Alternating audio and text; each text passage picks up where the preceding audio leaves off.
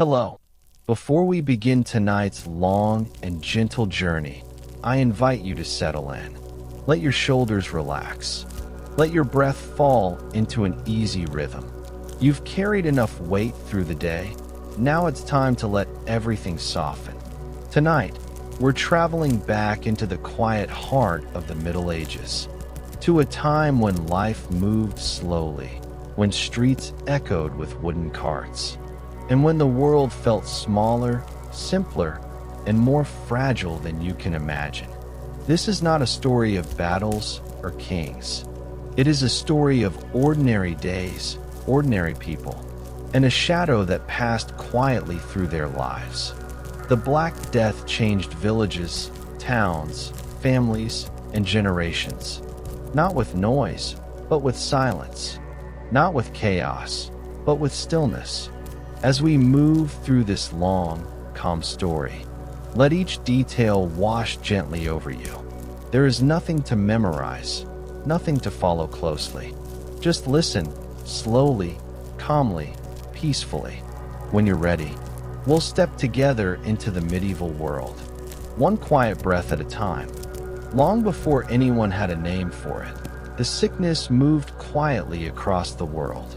It began far from the towns and villages of medieval Europe, out on wide, dry plains where merchants traveled with caravans, where herds grazed, and where the wind carried dust for miles. Life there was slow and predictable. Traders bartered cloth, spices, and grain. Animals rested in wooden pens, and small settlements dotted the edges of long trade routes. People noticed dying rodents here and there but thought little of it. The world was full of small, ordinary losses. No one suspected that a quiet, invisible force was already gathering strength, carried not by armies or kings, but by fleas hidden in the fur of animals. As caravans moved along the Silk Road, the sickness traveled with them, unnoticed. Days passed peacefully, nights were calm.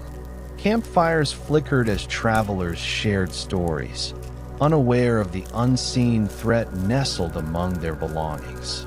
In distant ports, ships were loaded with goods, crates, sacks of grain, and stowaway pests. Still, no one saw danger. It was just another season, another journey. The plague's first steps were gentle, almost silent, as if it were drifting across the world without intent or direction. But eventually it would arrive in places where streets were narrow, houses crowded, and life depended on fragile routines. Europe, unaware and unprepared, was waiting. The sickness first became noticeable in towns that relied on trade with Central Asia. At busy crossroads, merchants exchanged silk, ceramics, and spices. Inns filled with travelers speaking many languages. Horses drank from shared troughs, and warehouses stored goods brought from thousands of miles away. It was the perfect environment for something small to pass from place to place without being seen. People began to fall ill suddenly. First a fever, then weakness, then painful swelling. Local healers tried their usual remedies: herbs, poultices, prayers, compresses. Nothing worked. Some villages tried to block roads. Others lit incense in crowded rooms, believing the air itself had turned dangerous. But caravans kept moving. Traders could not afford to stop, and news traveled slowly in a world without printed warnings or organized health systems. Meanwhile, in the countryside, life continued almost untouched. Farmers harvested wheat, children gathered firewood, and shepherds guided flocks across grassy hills. Birds sang in the early mornings as if the world were unchanged. The plague, though deadly, did not sweep like a storm.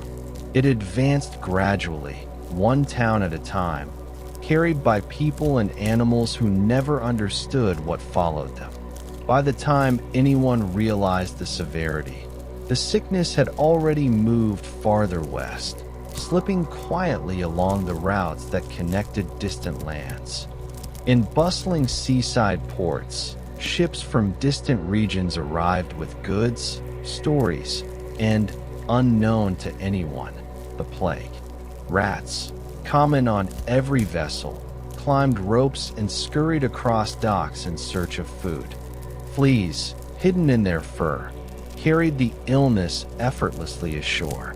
Dock workers, sailors, and merchants went about their tasks with the usual rhythm, unloading crates, repairing nets, preparing ships for the next journey. Everything looked normal. Then people in the ports grew sick, not all at once, but gradually. A fever here, a cough there, a sudden fainting. Families whispered to one another about unusual symptoms. Priests held extra prayers. Healers mixed herbs late into the night. Some believed the stars had shifted unfavorably. Others thought the air of the harbor had turned poisonous. Still, ships continued to arrive and depart, carrying both trade and illness to new cities across the Mediterranean. Markets remained busy. Children played along the shore, and fishermen mended their nets. Life continued with its familiar sounds and routines, unaware that something far greater had already begun. The plague had crossed into Europe, gentle in its arrival, but soon to become a dark thread woven through every village, town, and castle. The world was still peaceful, but a quiet change was on the horizon. In the years just before the Black Death fully revealed itself, medieval Europe lived in its typical rhythm. Fields were cultivated according to the seasons, barns filled with hay for winter, blacksmiths hammered iron in dim workshops, bakers rose before dawn to prepare bread. Villages gathered around small wooden churches where bells marked time, morning prayers, noon meals, evening rest. People lived close to one another, sharing tools, ovens, wells, and stories. Crowded streets wound through towns with narrow alleys and timber-framed houses leaning toward each other. Animals walked freely in open markets. Children played near water troughs and muddy lanes. Hygiene as we know it today did not exist. Waste accumulated in streets, rats nested in cellars, and fleas found countless places to hide. Yet this was normal life, the only life people knew. The world felt stable in its simplicity. The distant wars, famines, or political intrigues of kings rarely mattered to the daily routines of peasants and townsfolk. People worried about harvests, taxes, and harsh winters, not invisible dangers. Some travelers spoke of a strange illness far away, but such rumors were common and rarely taken seriously. Europe was calm, unaware that the foundations of its familiar world would soon tremble under the quiet steps of a spreading plague. When the sickness finally took hold in its first European towns, it did so with deceptive slowness. A merchant fell ill in a crowded market. A sailor collapsed near a dockside tavern. A washerwoman developed painful swellings. At first, people tried to explain the symptoms through familiar beliefs.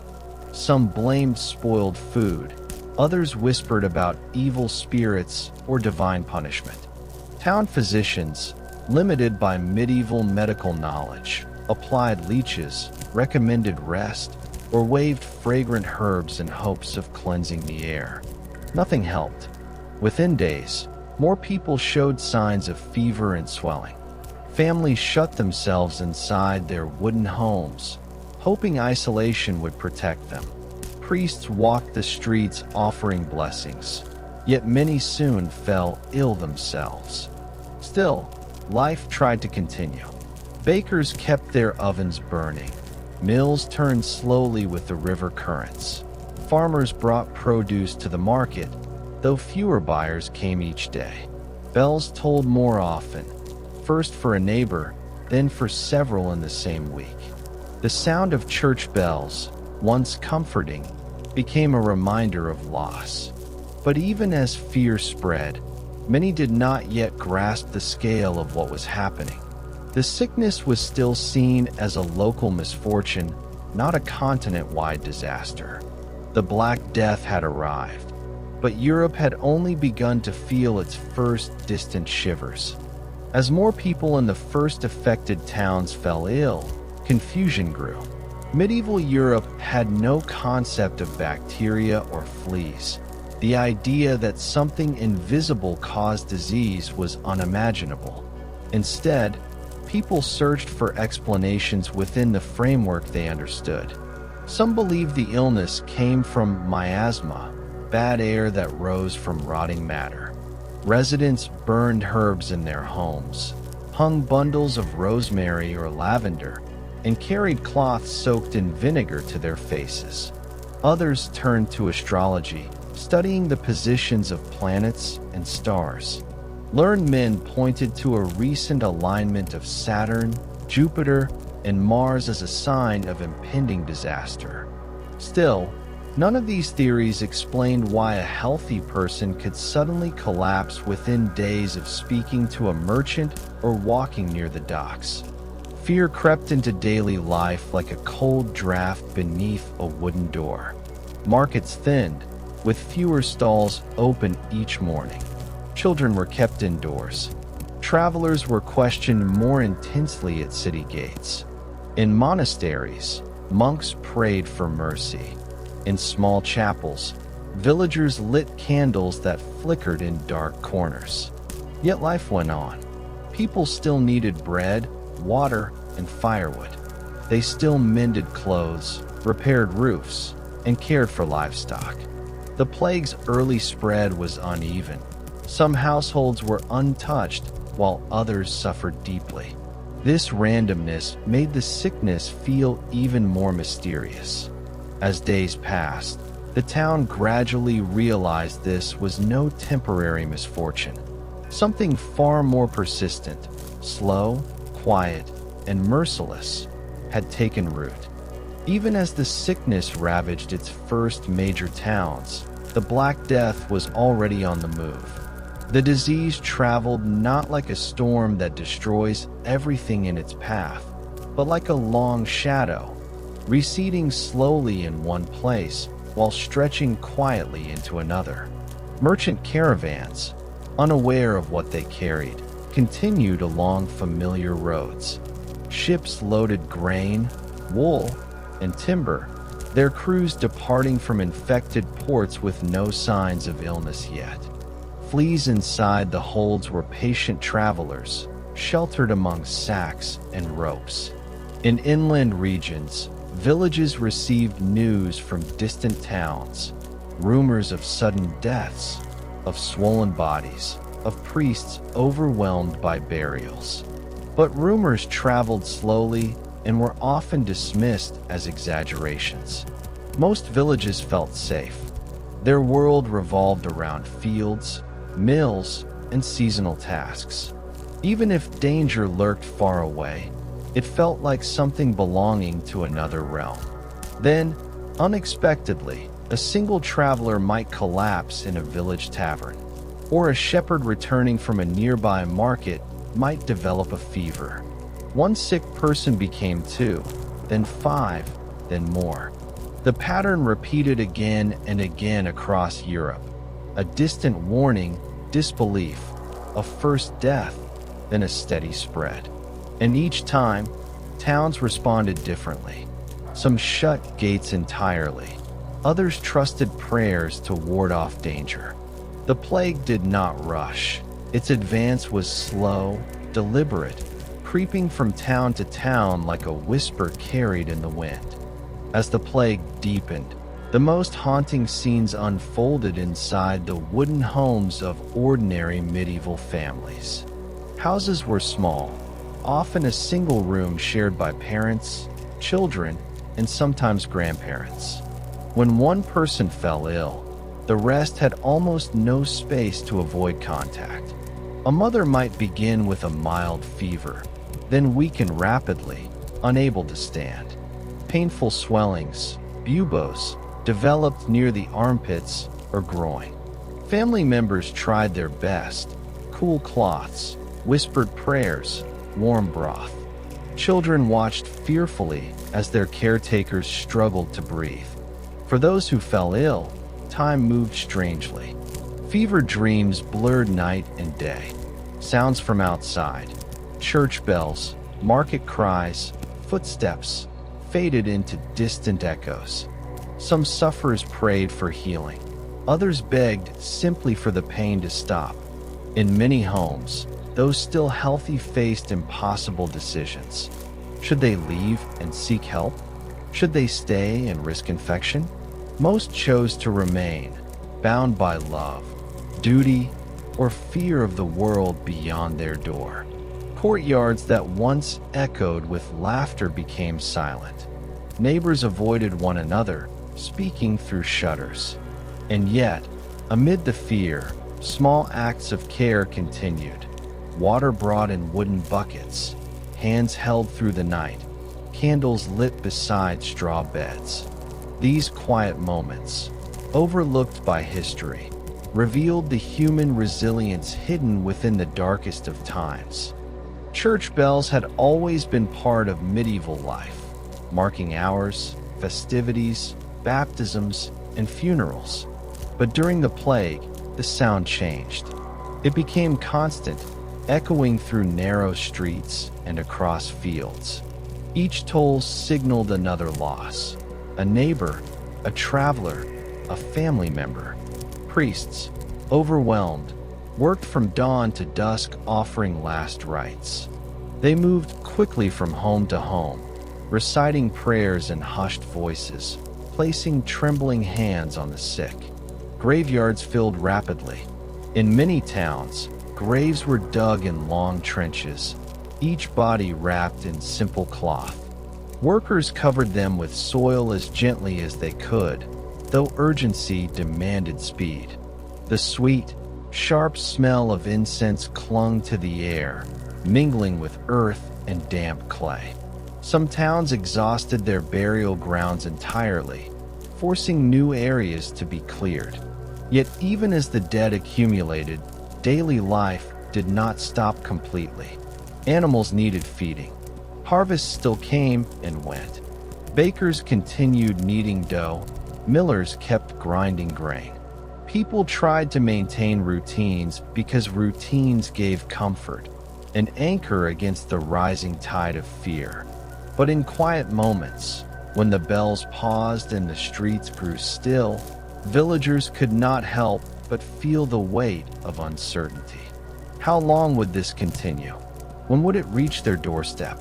In the silence between the tolls, dread deepened. As the plague intensified, some attempted to flee their towns. Families loaded carts with what little they had: bundles of clothing, sacks of grain, a few tools, and set out along dusty roads toward the countryside or distant villages. Others left on foot, carrying children or guiding elderly relatives.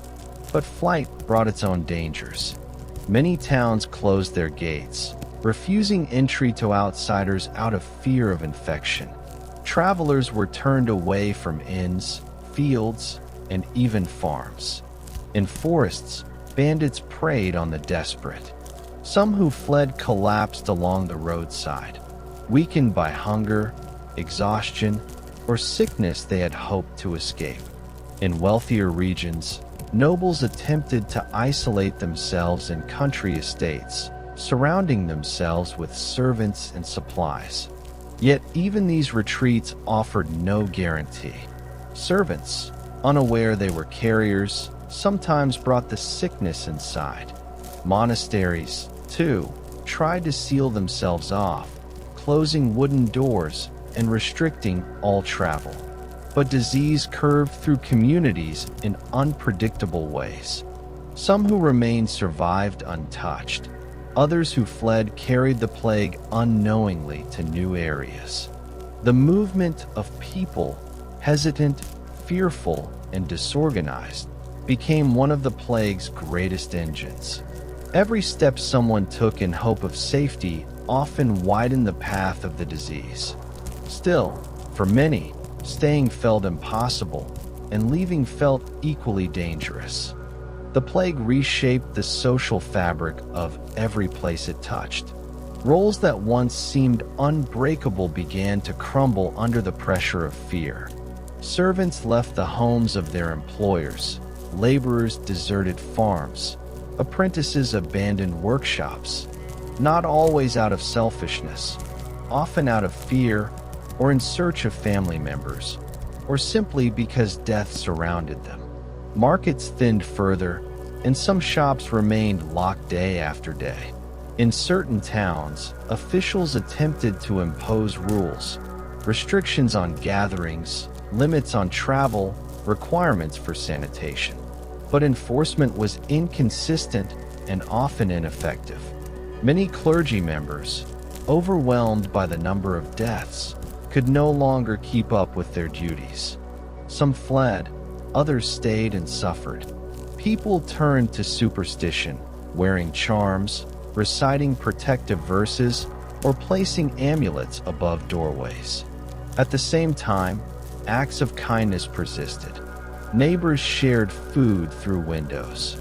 Monks tended to the sick despite great risk. But the overall structure of medieval society, rigid, community-based, and deeply interconnected, strained under the invisible pressure. When fear becomes the background hum of life, people behave differently. They talk less in the streets, avoid casual greetings, and treat friends with cautious distance. Such subtle changes, multiplied across thousands of towns, transformed the very texture of daily existence. As the plague's grip tightened, medieval streets changed dramatically. Where once vendors called out prices and traders haggled over wool and grains, now silence settled between timber-framed houses. Market squares that had been crowded with animals, carts, and people now held only a handful of stalls, many abandoned entirely. Loose hay drifted across stone courtyards, pushed by the wind. Cats wandered in search of scraps. Dogs waited outside shuttered homes. The absence of sound became its own presence. No laughter from children, no rhythmic hammering from blacksmiths, no choir rehearsals from churchyards. In some places, officials tried to force a semblance of normalcy, ordering markets to remain open or encouraging farmers to bring their produce. But without buyers, stalls remained empty. Farmers who had traveled for hours would leave their goods untouched and return home, unsure whether they had avoided danger or merely delayed it. The quiet was suffocating. People peeked through cracks in wooden shutters, watching the streets as if expecting the sickness to appear in physical form. Yet even in stillness, life clung on. A lone baker might keep his oven lit. A carpenter might plane wood in his workshop, or a widow might walk slowly to a well at dusk. These small acts of routine reminded people that their world had not ended, only changed. While towns were struck first, rural villages soon felt the plague's reach. Many peasants believed their distance from crowded cities would shield them, but travelers, shepherds, merchants, priests, carried the sickness unknowingly. In tiny hamlets surrounded by fields, illness arrived with unsettling abruptness. A farmer who had gone to town for supplies might return with fever. A wandering peddler might stop for a night and leave behind more than trinkets. Country cottages, smaller and more isolated, provided little protection. Families worked and slept in the same room, making spread inevitable. Yet the countryside added another difficulty: isolation. When entire families fell ill, there were no neighbors close enough or brave enough to help. Animals wandered unfed, crops wilted, and wells remained uncovered.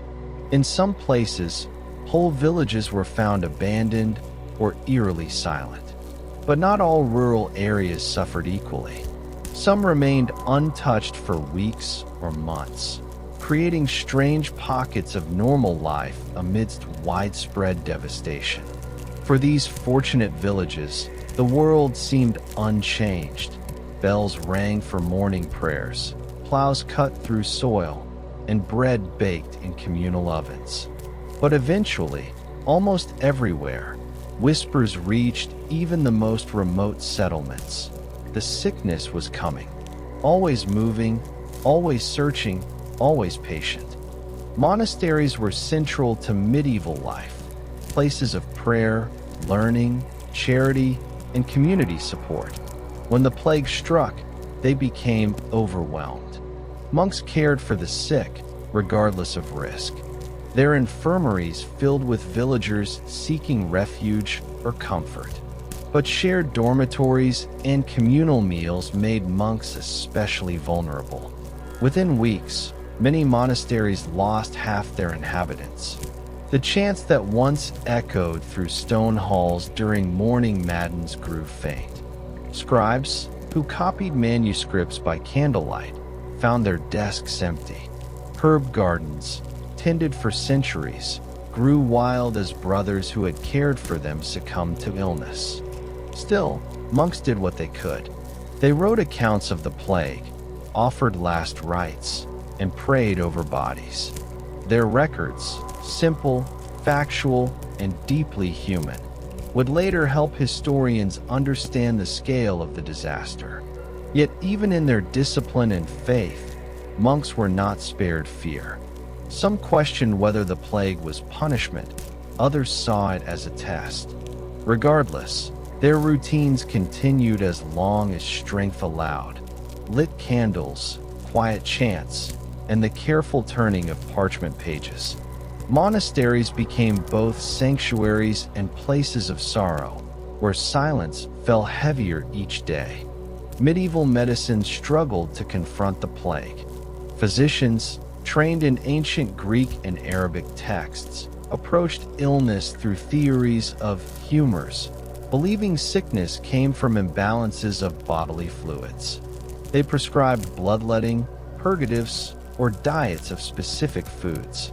Some recommended burning aromatic herbs, thinking sweet smells could drive away contaminated air. Others wore long robes, leather gloves, and masks filled with herbs, not because they understood contagion, but because they hoped to purify the air around them. Barber surgeons attempted practical treatments, lancing buboes, applying poultices of onions or clay, or bathing patients in warm water. None of these methods cured the plague, and some made symptoms worse. Still, healers tried earnestly, moving from house to house, carrying small bags filled with tools and herbs. Their presence offered psychological comfort even when treatments failed. In villages, folk remedies flourished. People hung charms, drank herbal teas, or placed flowers near windows. Families recited prayers they believed had protective power. The search for meaning in suffering is universal, and medieval people were no different. Their remedies, though ineffective, reflected a deep desire to act, to do something, anything, against a threat they could not see. In large medieval cities, where buildings leaned over narrow streets and people lived almost on top of one another, the plague found ideal conditions to spread. The air carried the smell of smoke, waste, and livestock. Marketplaces bustled from dawn to dusk, and hundreds of people touched the same buckets, loaves of bread, and church pews each day. Rats thrived in cellars filled with grain and in alleyways cluttered with discarded scraps. When the plague arrived, cities felt its impact almost immediately. Surgeons and priests hurried between homes, overwhelmed by requests for help. In marketplaces, goods spoiled on deserted tables. Guild halls, once filled with carpenters, butchers, or weavers discussing business fell silent. Even the great cathedrals, symbols of stability, felt the change. Services grew shorter as clergy became exhausted or fell ill. Choirs shrank. Funeral processions wound endlessly through streets, past buildings whose upper floors seemed to lean closer as if listening. City officials attempted to clean streets, regulate trade, or restrict movement, but their efforts were overshadowed by the scale of the disaster. Yet amid the fear, small sparks of normalcy persisted. A baker opening for an hour, a blacksmith repairing a wheel, a scribe copying a psalm by lamplight. Medieval cities, though wounded, clung stubbornly to life. As workers died or abandoned their posts, economic stability faltered. Fields were left unplowed. Mills stood idle. Fishing boats remained tied at the docks. Grain rotted in storage barns without enough hands to thresh it. Trade slowed dramatically. Merchants hesitated to travel, fearing they might not return home. Prices fluctuated wildly. Bread scarce in one village, abundant in another. In wealthier towns, shortages drove up the cost of essential goods, forcing ordinary families into hardship. But there were surprising exceptions. In some areas, those who survived found themselves with more resources than before. Wages rose as employers competed for labor. Land, once divided among many tenants, became available to fewer families, improving their prospects. These uneven effects created a strange, unpredictable world where fear and opportunity coexisted. But most places suffered more than they benefited. Even simple tasks, repairing a roof, threshing wheat, tending animals, became difficult without skilled workers. Communities relied heavily on cooperation, sharing tools, labor, and food when possible. The plague revealed how interconnected medieval life was and how fragile those connections became when disrupted.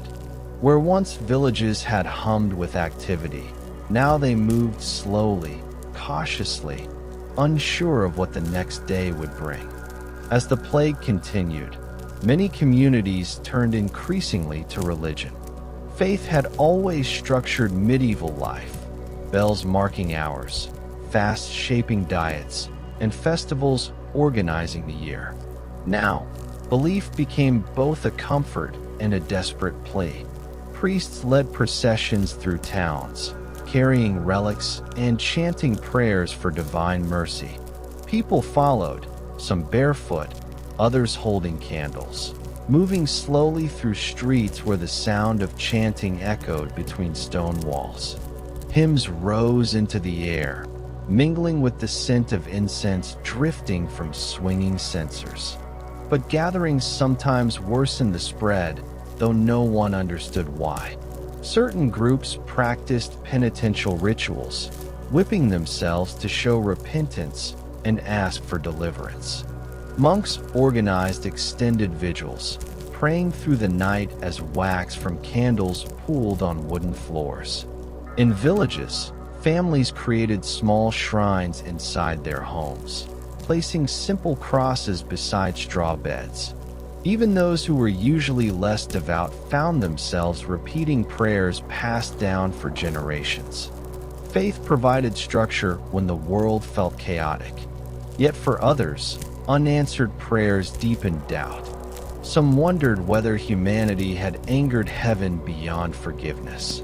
Medieval spirituality, rich with symbols and rituals, shaped how people interpreted the crisis, but could not offer certainty. Although medieval people lacked modern medical knowledge, they eventually noticed that limiting movement could slow the spread.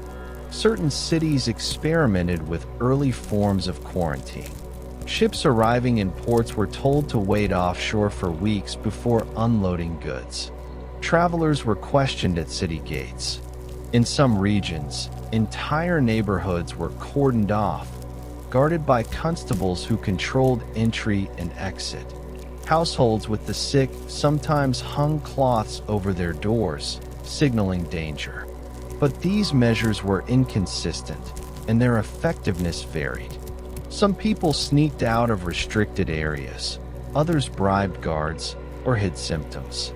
Villages built temporary wooden barriers across roads, leaving only small openings for essential trade. Inns refused guests. Bridges were watched by armed men. Yet many communities lacked the resources to enforce quarantine. Survival depended on contact, sharing wells, ovens, and fields. Isolation was especially difficult in the countryside, where farmers relied on one another for labor during harvest. Still, the attempt showed something important. Medieval society, though steeped in tradition, could adapt when pushed to its limits. People were learning, slowly and painfully. That distance offered some protection, even if they did not understand the underlying reason. The Black Death did not move uniformly. It spread in waves, shaped by trade routes, seasons, and human behavior. Coastal cities were often struck first as infected ships arrived in port. From there, the plague followed river valleys, roads, and caravan paths. It crept through Italy and France, then through England after landing on the southern coast. Northern Europe eventually felt its reach: Germany, Flanders, Scandinavia. Even remote mountain villages and isolated monasteries were not spared. Maps drawn centuries later show its movement like slow ink spreading across parchment. Yet for people living at the time, the plague often felt random. Some towns were devastated, losing half or more of their population, while others suffered only mild outbreaks. A village might be untouched for months, only to be overwhelmed suddenly. Weather played a role. Hot, dry summers accelerated the spread, cold winters slowed it. Trade fairs, pilgrimage routes, and festivals inadvertently carried the disease farther. The plague did not roar across Europe. It drifted, paused, advanced again, a wandering shadow shifting over fields, forests, and fortresses. Everywhere it went, it reshaped how people thought about life, death, and the fragility of their world. Children experienced the plague in unique ways. Some were too young to understand why parents whispered urgently or why neighbors stopped visiting. To them, the world simply became quieter. Playmates disappeared. Schoolrooms, where monks taught reading and prayer, emptied. Wooden toys sat untouched on dirt floors. Older children, however, felt the fear more directly. They were asked to fetch water, gather firewood, or tend animals when adults fell ill. Some became caretakers, watching siblings through long nights while fever burned in the next room. Others wandered the edges of villages searching for someone, anyone, who might help. Yet children also found small moments of escape. They watched birds circle above empty fields, listened to the river flow quietly beyond the mill, or traced shapes in dusty barn light. Their innocence offered a gentler lens through which they perceived the crisis. Some later recounted memories not of fear, but of silence. How the sky looked colder, how winter seemed longer, how meals felt different without the usual chatter. Childhood continued amid sorrow, marked by resilience and a simplicity that history often overlooks. In castles perched on hills or surrounded by moats, nobles sought safety behind thick stone walls. They limited visitors, stored grain, and kept servants on strict routines. Guards monitored gates more closely than ever before. Large halls, once filled with feasts and music, grew quiet except for the crackling of hearth fires. Noble families consulted their chaplains for guidance, praying in private chapels for protection. Some invited physicians to stay within the castle, offering high payments for advice or remedies. Others attempted to flee to country manors, believing distance from towns would provide a shield. Yet privilege offered imperfect safety. Servants came and went between kitchens, stables, and living quarters. Messengers and riders, delivering letters or gathering news, passed through gates. Even one infected person could bring the sickness inside. Still, castles provided some advantages: better sanitation, more space, and supplies for extended isolation. Many noble households survived relatively intact, while nearby villages suffered heavily. Yet life within the walls was far from carefree. The sense of being trapped, protected, yet vulnerable, ached through long, dim evenings. Nobility, accustomed to control, found themselves powerless against an unseen threat, discovering that stone and status could only guard so much. As the plague progressed, the church faced immense pressure.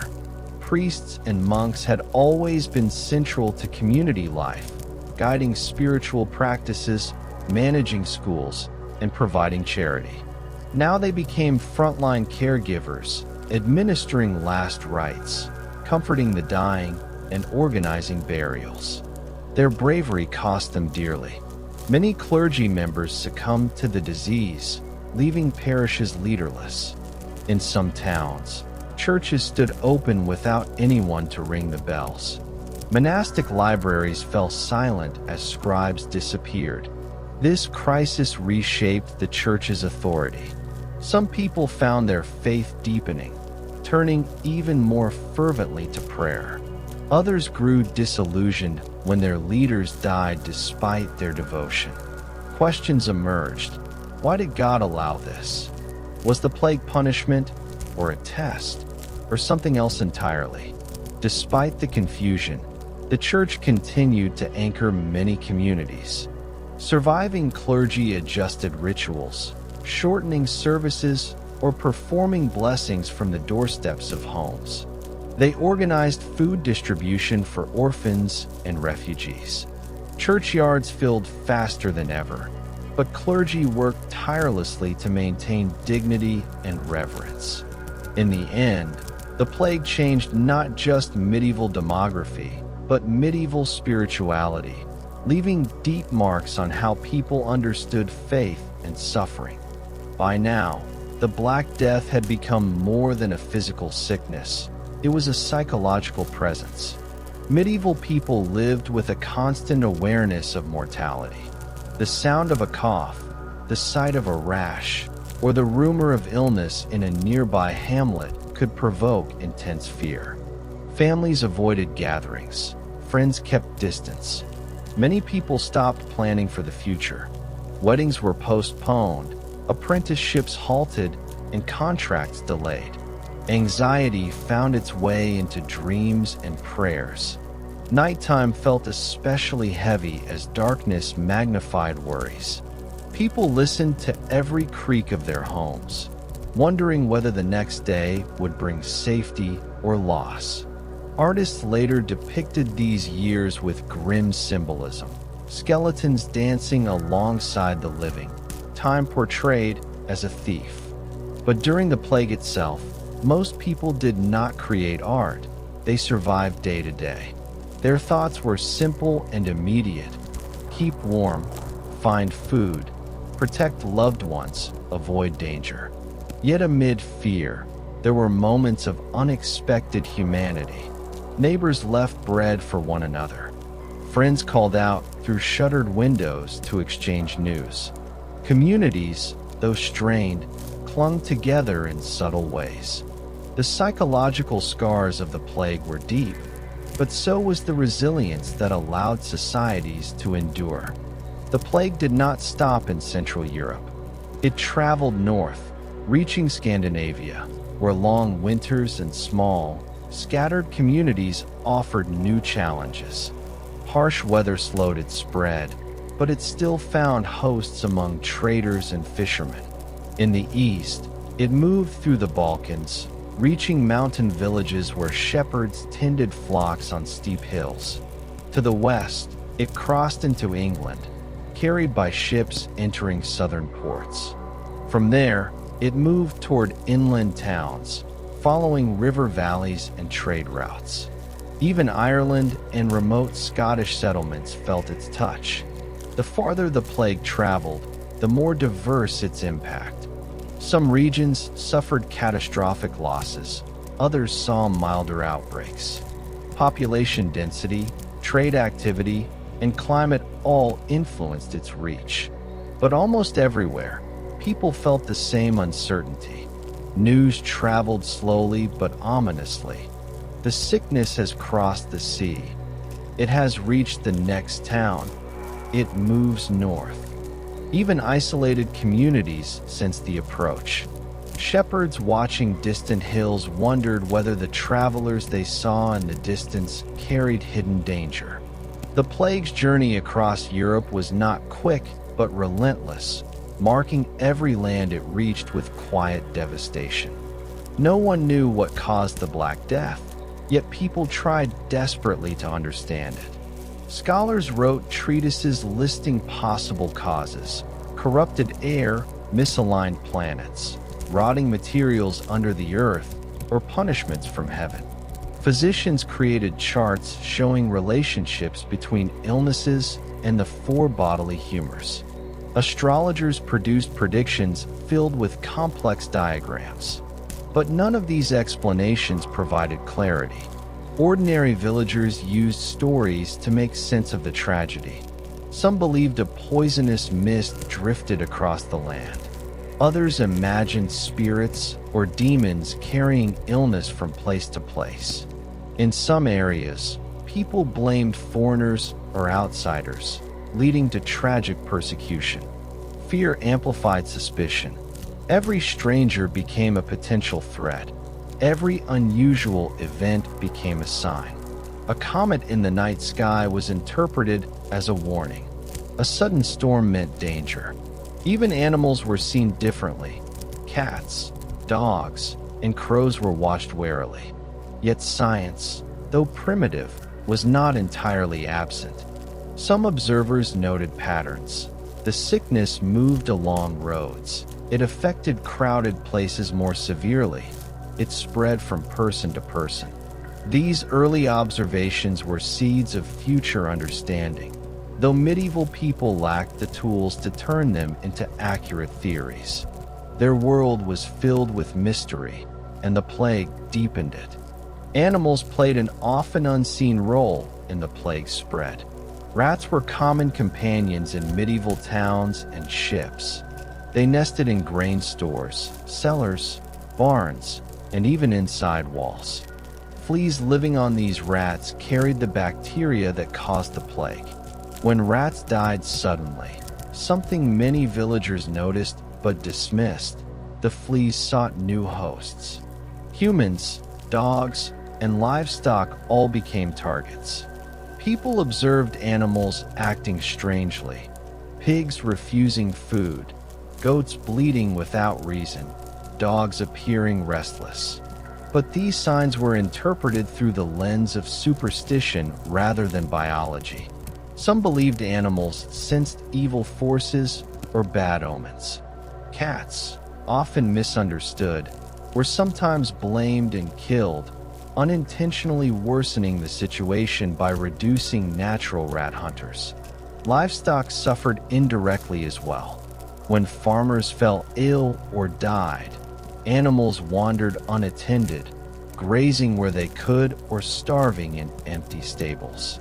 The relationship between humans and animals, so essential in medieval life, was strained by the disruption. Chickens escaped coops. Oxen stood idle in fields without direction. Horses wandered roads that had once been busy. Animals had always been part of medieval society, but during the plague, their presence highlighted how interconnected the world truly was. As the plague emptied villages and slowed agriculture, landscapes began to change. Fields once tended carefully grew wild. Wheat and barley sprouted unevenly, overtaken by weeds. Orchards became tangled, their paths blocked by fallen branches. Fences collapsed without repairs. Roads faded under encroaching grass. In some regions, forests crept slowly back into abandoned farmland. Wolves and deer moved into areas where humans had once dominated. Rivers ran clearer as fewer mills disturbed their flow. The countryside, usually shaped by constant human activity, began to reclaim its natural rhythm. In towns, overgrown gardens and deserted courtyards created a sense of eerie stillness. Ivy climbed stone walls. Moss spread across wooden beams. The natural world, indifferent to human suffering, continued its cycle. This quiet transformation added to the surreal atmosphere of the plague years. Survivors spoke of landscapes that seemed older, more ancient, as if the land itself remembered a time before villages and roads. Though temporary, these changes revealed how deeply human presence shaped medieval Europe, and how quickly nature could return when that presence faded. After months, or in some places, years, the plague's intensity began to fade. Fewer new cases appeared each week. Church bells rang less frequently.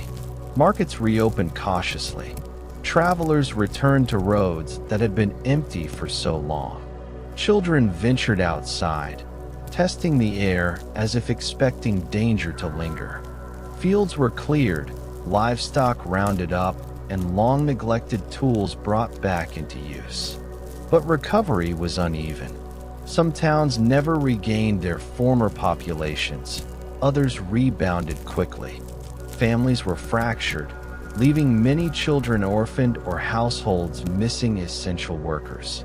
Monasteries and guilds struggled to rebuild their numbers. Entire trades suffered when masters died without apprentices to continue their craft. Yet people adapted. They repaired homes, cleared weeds, and replanted fields. A sense of fragile hope returned. The world had not ended. Still, the psychological weight remained. Survivors carried memories of haunting silence, of endless burials, of empty streets. Though the first wave was ending, none could forget what had happened, and many feared that the sickness might one day return. With so many lives lost, medieval Europe changed in profound ways. Labor shortages gave workers more bargaining power. Serfs negotiated better conditions or left their lords entirely to seek higher wages elsewhere. Land that had once supported many families now stood open, allowing survivors to expand their holdings. Nobles, desperate for labor, offered incentives that would have been unthinkable before. The rigid social structure of the Middle Ages, so defined by hierarchy and obligation, began to shift.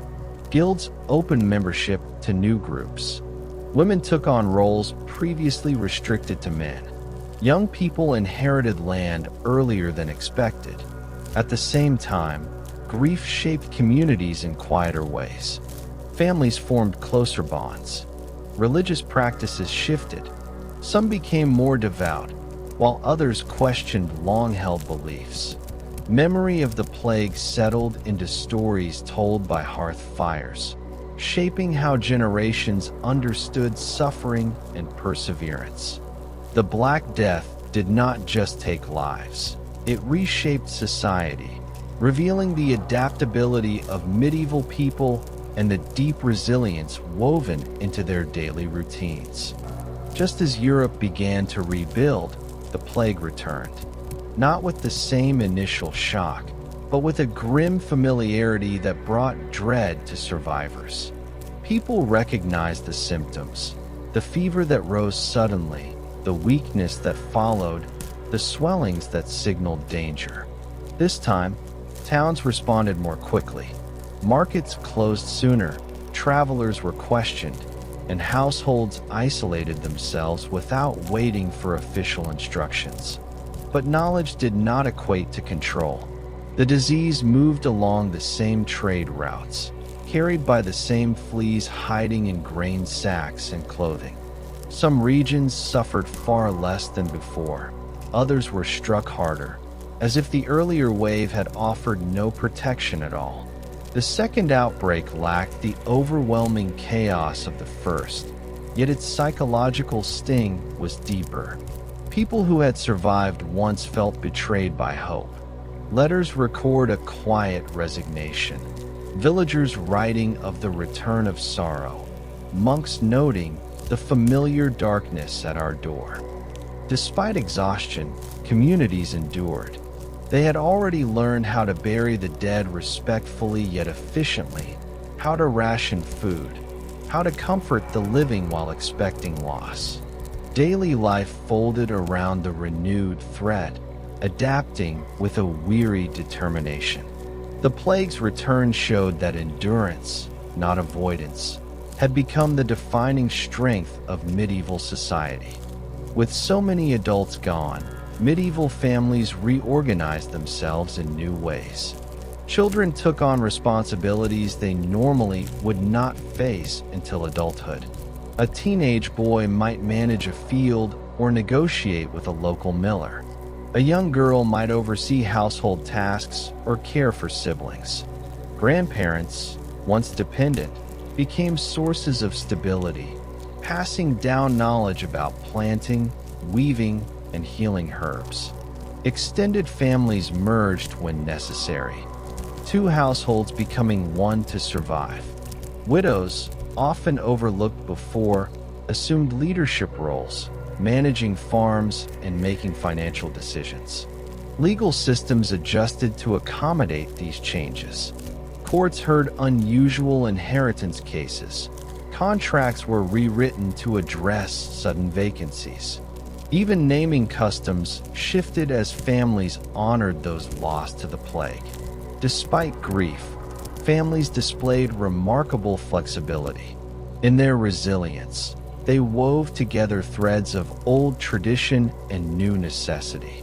Through the quiet strength of households rebuilding themselves, medieval society began to recover not through grand events, but through countless small acts. Meals cooked, seeds planted, tools repaired.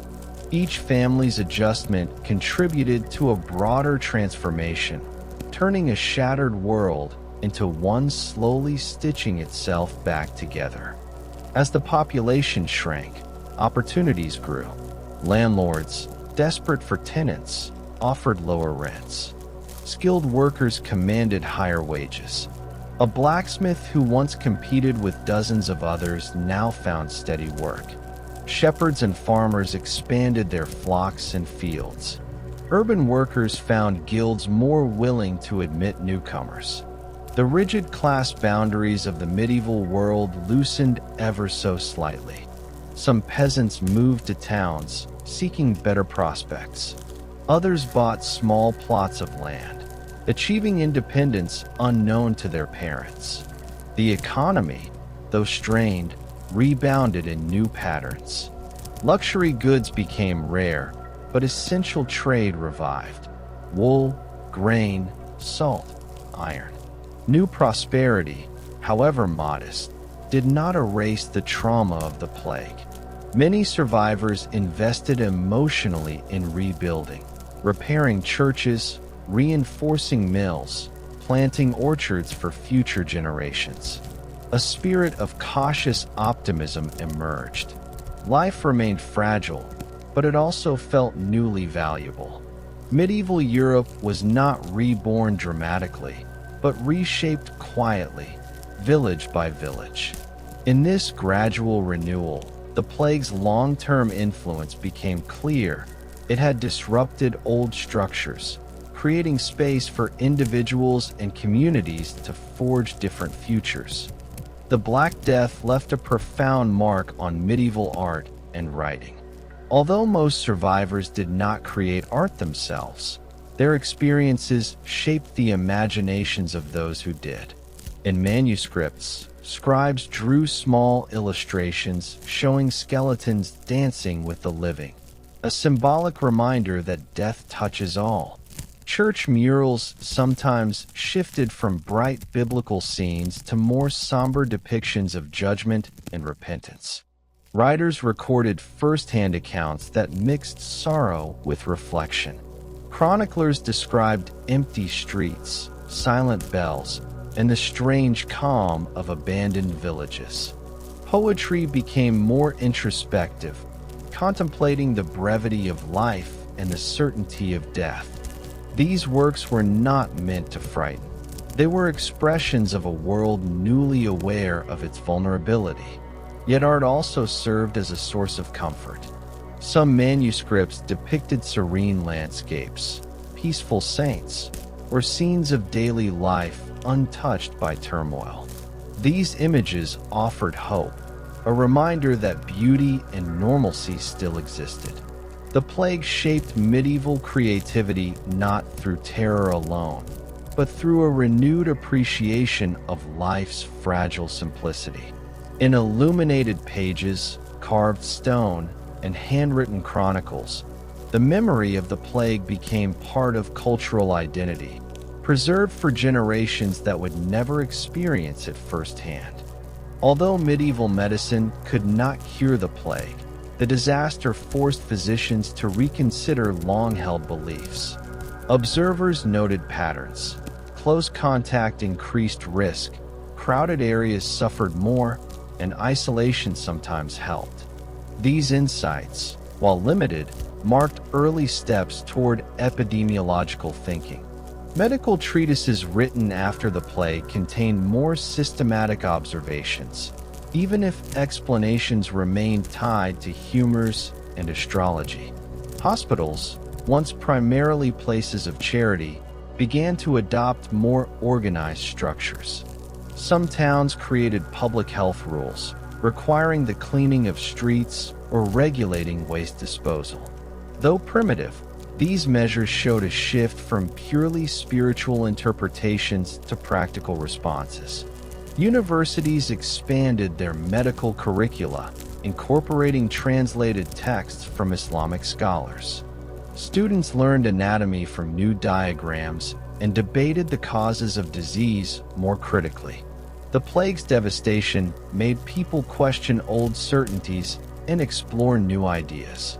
While immediate advances were modest, the seeds planted during this time would later influence Renaissance medicine. The Black Death, through tragedy, pushed society toward a deeper, though still incomplete, understanding of illness. Its influence lingered not only in sorrow, but in the slow, steady growth of curiosity and inquiry. As communities stabilized, agriculture slowly returned to its central role. Survivors cleared fields overgrown during the plague years, repaired fences, and restored irrigation channels. Tools left rusting in barns were cleaned and sharpened. Oxen, horses, and sheep were gathered from nearby forests or purchased from distant markets. Planting resumed cautiously. People feared wasting labor if the plague returned, but hunger demanded action. Children helped gather seeds. Elders advised on weather signs. Women tended gardens near cottages. The first harvests after the plague were uneven. Some regions experienced abundance due to reduced competition for land. Others struggled with shortages of skilled labor. Over time, farming techniques improved. With fewer mouths to feed, surplus grain allowed for trade and storage.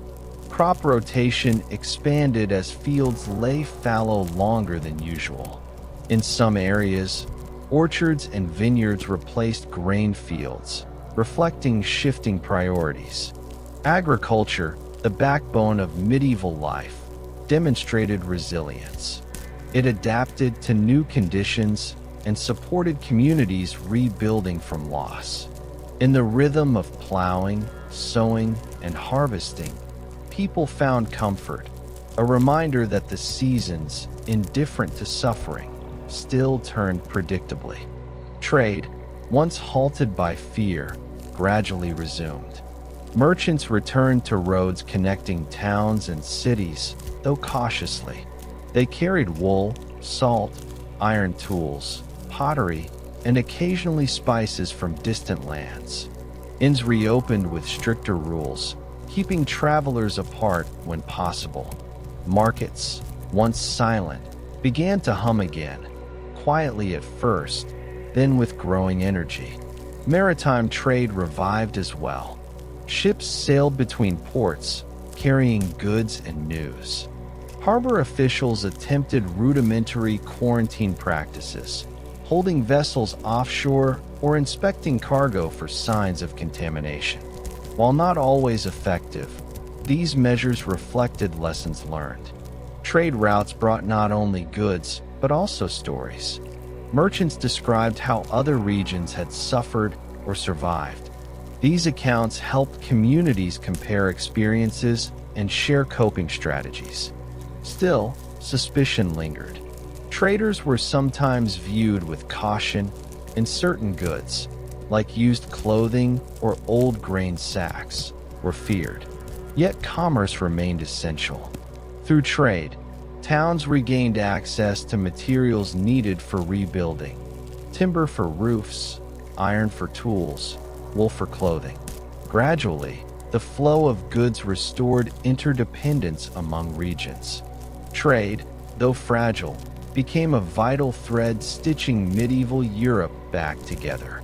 As the worst years passed, communities focused on rebuilding not only their homes and fields, but their relationships. Many people had been isolated by fear during the height of the plague. Now they sought reconnection. Villagers organized communal tasks, repairing bridges, cleaning wells, rebuilding barns. Churches held services of thanksgiving for survival and remembrance for the lost. Festivals, once canceled, returned slowly. Though smaller and quieter, they offered a sense of renewal. Weddings, delayed by grief, were celebrated with modest gatherings. Children resumed games in fields and courtyards. New friendships formed among survivors, united by shared hardship. Some communities established charitable funds to support orphans or widows. Others created new councils to manage resources. In rebuilding together, people restored trust. The collective effort strengthened bonds weakened by fear. Medieval society, though shaken, proved remarkably adaptable. Through cooperation, communities reclaimed a sense of normalcy. One built not on forgetting the plague, but on living alongside its memory, understanding that recovery required patience, compassion, and shared purpose.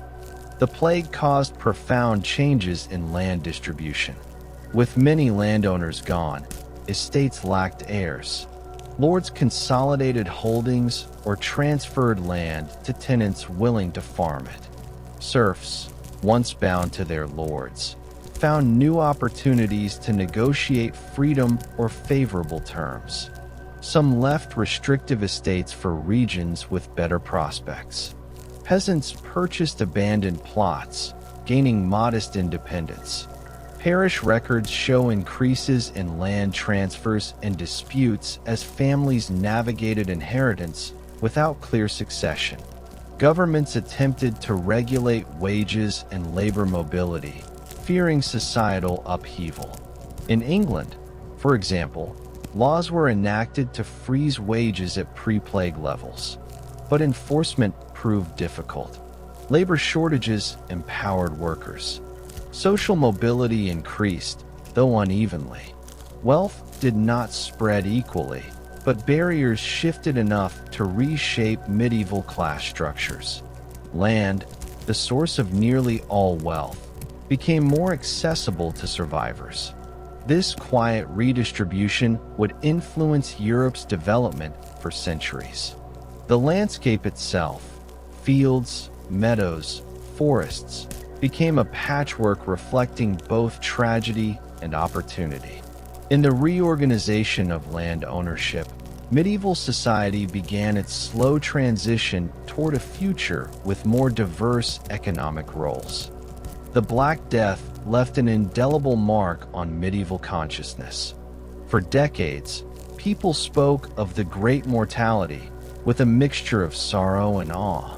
Parents told children stories of empty streets, silent bells, and fields overrun with weeds. Chronicles recorded the plague's progress with careful detail, not only dates and numbers, but the emotions that shaped those years. Art featured themes of mortality, hourglasses, skulls, and figures representing death. Yet remembrance was not solely grim. Communities also recalled acts of bravery, generosity, and resilience. They honored clergy who tended to the dying, neighbors who shared food, and families who pushed through hardship. The plague became a lens through which people evaluated life's fragility and their own endurance. Festivals commemorated survival. Sermons referenced the event to teach moral lessons. Memory of the plague became woven into cultural identity. It shaped not only the stories medieval people told, but the decisions they made, the fears they held, and the hopes they carried. The Black Death was not just a historical event. It became a defining moment that influenced how medieval society understood suffering, faith, and the passage of time. Children born after the plague grew up hearing stories of loss. They saw ruins of abandoned cottages, overgrown fields, and half-rebuilt churches. Elders described days when bells rang constantly, when markets fell silent, when travelers were feared. These children carried second-hand memories, an inherited awareness of fragility. Their upbringing differed from earlier generations. With fewer people, opportunities expanded. Apprenticeships were easier to obtain, land was more available. But parents remained cautious, teaching children to avoid unnecessary risks and to respect signs of illness. Families kept extra stores of grain and firewood just in case. Some children grew up with an underlying sense of vigilance. Others developed a deeper appreciation for stability, valuing routine and community bonds. The plague shaped them indirectly, influencing their choices and relationships. As they matured, these individuals rebuilt towns, re-established trades, and revived traditions. They carried the memory of a world nearly undone and the determination to prevent such devastation again, even though the tools of prevention did not yet exist. In the decades following the plague, spiritual life evolved. Some believers embraced faith more deeply, viewing survival as divine mercy. Pilgrimages increased, with travelers visiting shrines to give thanks or seek protection.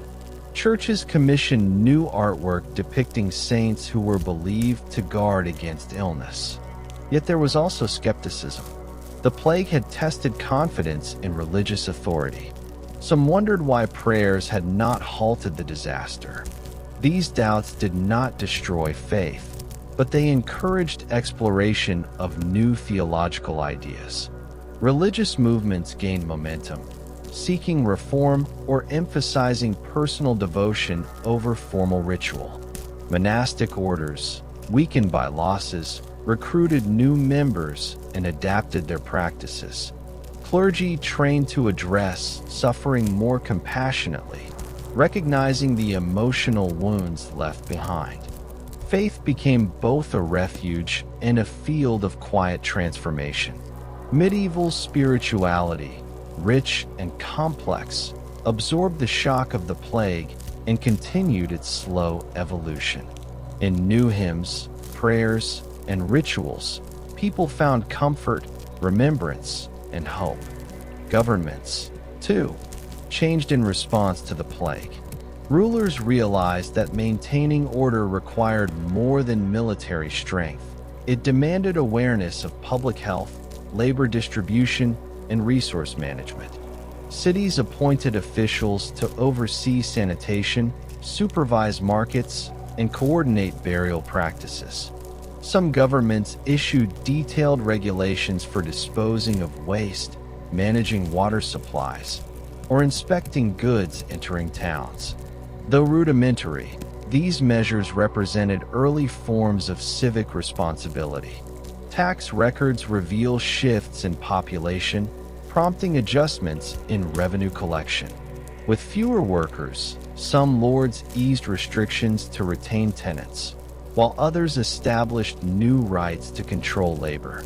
Courts became busier with disputes involving inheritance, contracts, and land ownership. Diplomacy also changed. States weakened by the plague reconsidered military campaigns and alliances. Peace treaties were extended, conflicts paused, and priorities turned inward. The plague subtly encouraged the development of more organized governance, an unintended consequence of catastrophe. Through necessity, rulers and councils learned to think more systematically about their populations, laying foundations for administrative reforms that would define later centuries. The demographic shifts caused by the plague encouraged migration. Survivors moved to regions with fertile land, safer environments, or better wages. Some families relocated entirely, leaving behind memories of loss. Abandoned villages attracted newcomers, who repaired houses and cultivated neglected fields. Frontier areas saw renewed interest as people sought fresh opportunities. Cities, though initially devastated, gradually regained population through migration from rural areas. These inflows revitalized urban life, filling guilds, markets, and workshops.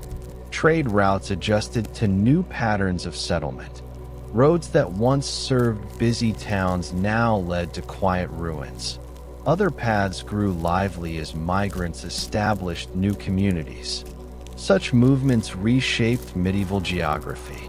Regions once densely populated became sparse, while others flourished unexpectedly. Though driven by tragedy, migration allowed for dynamic reorganization. By seeking better futures, survivors unknowingly contributed to the diversification and expansion of medieval Europe's economic and cultural landscape. The plague altered how people viewed the natural world. As forests reclaimed land and wildlife returned, survivors witnessed nature's resilience. Some interpreted this as a sign of divine power. Others saw it as evidence of nature's independence from human affairs. Poetry and chronicles from the period occasionally mention the quiet beauty of fields left untouched, rivers running clear, and forests growing thick. People became more observant of weather patterns, animal behavior, and the cycles of seasons, hoping to understand the world more deeply. In some regions, traditional beliefs connecting nature and spirituality grew stronger. Rituals honoring harvests, rivers, and protective spirits regained popularity. Farmers adjusted planting schedules based on new observations rather than inherited habits. The relationship between humans and nature, though still practical, gained a contemplative dimension. The plague had reminded everyone that despite human efforts to shape the land, nature ultimately moved according to its own rhythms. Decades after the initial outbreak, echoes of the plague still lingered. Smaller outbreaks appeared sporadically, reminding people of the earlier devastation. Each time, communities responded with swifter action, closing gates and isolating households. Though these later waves were less severe, they reinforced caution. Most families kept memories alive through stories. Grandparents spoke of the great trenches used for burials, of silent winters spent waiting for news, of friends lost suddenly. Children listened wide-eyed, imagining a world of grief they had never known. Such stories became cautionary tales, shaping behavior for generations. The plague had altered not only physical landscapes, but emotional ones. It taught people to value preparedness, to appreciate stability, and to accept uncertainty. While society moved forward, the memory of the Black Death remained a quiet undercurrent, an invisible thread woven into the fabric of medieval life, reminding everyone how quickly the world could change. As new generations grew up, the medieval world entered a period of renewal. Skills lost during the plague, stone carving, weaving, manuscript copying, were relearned. Guilds trained new apprentices, often from families who had once lacked access to such opportunities. Villages repaired churches with fresh timber. City walls were reinforced. Markets filled with the sounds of bartering and laughter once again. With fewer constraints on labor mobility, innovation increased. Windmills improved, metal tools became more refined, and architectural styles evolved. Though subtle, these changes accumulated, pushing European society toward a more dynamic future. The trauma of the plague had accelerated transformations already underway. Economic shifts, social mobility, and intellectual curiosity. Renewed life pulsed through towns and fields, showing that even after immense loss, societies can regrow, reimagine, and rebuild. The wounds remained, but they no longer defined daily existence. Instead, life moved forward with cautious optimism. Centuries later, historians would view the Black Death as a turning point, an event that reshaped population structures, economies, and cultural values. But for medieval survivors, its legacy was simpler: the knowledge that life could change swiftly and unpredictably. This awareness influenced decisions long after the plague had faded. Families prioritized stability, ensuring granaries were stocked and tools maintained. Communities preserved records more carefully, understanding the importance of memory. Kings and councils took public health more seriously, establishing rules for sanitation and medical practice. The plague's influence spread quietly into architecture, prompting cities to widen streets, improve drainage, and build more durable structures. Even language changed, as new words related to illness and recovery entered dialects. Generations later, people still reference the plague as a measure of hardship, stories beginning with "before the great mortality" or "after the sickness." The event became a marker in time, shaping identity long after its physical threat had passed. Though devastating, the plague left behind lessons that endured, subtly guiding the evolution of medieval and early modern society. By the late medieval period, the Black Death was no longer a daily fear. Life had stabilized. Children played freely in fields, markets buzzed with noise, and churches celebrated festivals with renewed joy. Yet reminders remained: abandoned foundations where homes once stood, uneven burial grounds, and families missing entire branches of their lineage. Chronicles recorded the plague with a mixture of sorrow and acceptance. Artists depicted it symbolically, not to terrify, but to acknowledge its place in life's cycle. The memory of the plague settled like dust on old manuscripts, ever present, seldom disturbed. Time, gentle and persistent, carried society forward. New concerns emerged: trade disputes, shifting borders, religious debates. Although the world had been forever altered, the rhythm of daily life softened the edges of trauma. The Black Death became part of Europe's collective past, a catastrophe remembered but no longer actively feared. Its presence lingered not in panic, but in quiet stories passed down through generations. In the centuries that followed, medieval Europe transformed. The social mobility created by labor shortages continued to influence economic growth. Innovations in agriculture, architecture, and medicine spread more rapidly. Cultural movements blossomed, leading eventually toward the Renaissance. Yet beneath these developments lay the silent imprint of the Black Death, a formative force that reshaped societies through both destruction and renewal. The plague revealed the fragility of human life and the strength of human resilience. It showed how communities could fracture under fear, yet rebuild through cooperation. It altered landscapes, traditions, and beliefs. And though its physical traces faded, its lessons endured. The world after the plague was not simply a world healed, it was a world reimagined. In its quiet aftermath, medieval society discovered new paths defined not solely by grief, but by adaptation, courage, and the persistent desire to continue living, even when confronted with the deepest of shadows. And now, as our long wandering through medieval Europe comes to an end, let the echoes of that distant world fade gently into the quiet around you.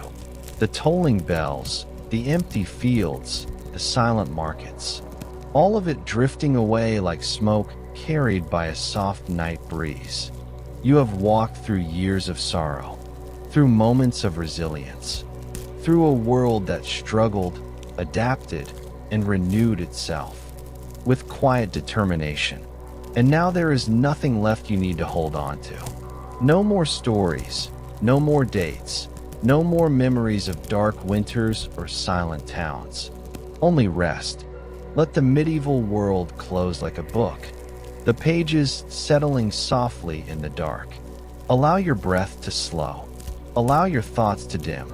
Allow sleep to come gently, like the calm after a long journey. You are safe. You are warm. And the night is yours.